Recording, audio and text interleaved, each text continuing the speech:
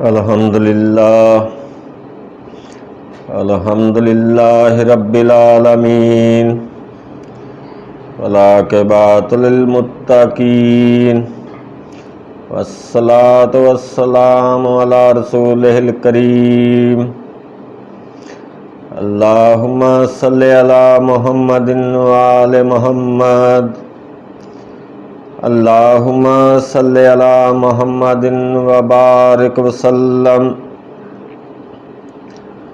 معزز ناظرین اکرام، انسان جب اپنی تخلیق کو بھول جاتا ہے اور اپنی حیثیت اور وسائل کو اپنی کارکردگی اور محنت کا پھل قرار دیتا ہے تو اس میں غرور اور کبریائی کا خیال پیدا ہو جاتا ہے۔ وہ سمجھنے لگتا ہے کہ یہ مقام اس کا حق ہے کیونکہ یہ اسے اس کی خوبیوں اور صلاحیتوں کی وجہ سے ملا ہے۔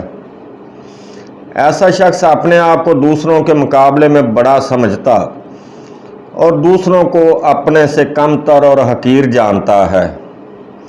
یہی تکبر ہے۔ تکبر ایسی اخلاقی برائی ہے جس سے بہت کم لوگ بری ہیں، یہاں تک کہ علماء اور عابد و زاہد بھی اس سے محفوظ نہیں۔ تکبر کا مظہر یہ ہوتا ہے کہ لوگ دوسروں کی باتوں کو قبول کرنے پر آمادہ نہیں ہوتے۔ اس کی بہت سی جہتیں اور نشانیاں ہیں جس کا ذکر قرآن مجید اور احادیث میں ہوا ہے۔ فرمان الہی ہے وہ جو آخرت کا گھر ہے ہم اسے ان لوگوں کے لیے تیار کر رکھا ہے جو دنیا میں نہ تو اپنی برتری چاہتے ہیں اور نہ فساد، انجام تو پرہیزگاروں کے لیے ہے۔ دنیا میں جن لوگوں نے متکبرانہ رویہ اختیار کیا ان کی مثالیں اس لیے بیان کی گئیں تاکہ انسان اس غلط رویے سے بچ سکیں۔ مثلا فرعون کا ذکر ہے کہ بے شک زمین پر بڑا بن بیٹھا اور زمین پر رہنے والوں کو گروہوں میں بانٹ دیا، ایک گروہ کو دبا دیتا، ان کے بیٹوں کو ذبح کر دیتا اور عورتوں کو زندہ رکھتا تھا، بے شک وہ فساد برپا کرنے والوں میں سے تھا۔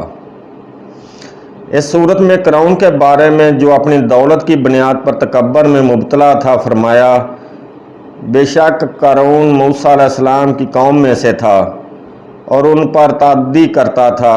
ہم نے اسے اتنے خزانے دے رکھے تھے کہ ان کی چابیاں ایک طاقتور جماعت کو اٹھانا مشکل ہو جاتی۔ اور اس وقت کو یاد کرو جب اس کی قوم نے اسے کہا تھا اپنے مال پر اتراؤ نہیں، اللہ تعالیٰ غرور کرنے والوں کو پسند نہیں کرتا۔ اس سلسلے میں قرآن مجید نے جو عمومی ہدایات دی ہیں ان میں سے ایک یہ ہے کہ انسان اپنی ہر حالت کو آزمائش سمجھے، خواہ وہ مالدار ہو جائے یا تنگ دست۔ قرآن عزیز کہتا ہے انسان کا معاملہ عجیب ہے کہ جب اللہ تعالیٰ اس کی آزمائش کے لیے کوئی رتبہ دیتا ہے یا دنیا کی نعمتیں تو کہہ اٹھتا ہے کہ اللہ نے مجھے بڑی عزت دی ہے، اور جب اللہ تعالیٰ کسی آزمائش کے لیے اس پر رزق تنگ کر دیتا ہے تو پکار اٹھتا ہے کہ ہائے اللہ نے مجھے ذلیل کر دیا۔ انسان کی ہر حالت آزمائش کا ذریعہ ہے اور وہ اللہ کے اذن سے آتی ہے، تو پھر انسان کو ہرگز زیبا نہیں کہ تکبر کرے۔ سورۃ لقمان میں اور ازراء غرور لوگوں سے گال نہ پھلانا اور زمین پر اکڑ کر نہ چلنا کہ اللہ تعالیٰ اترانے والے خود پسند کو پسند نہیں کرتا۔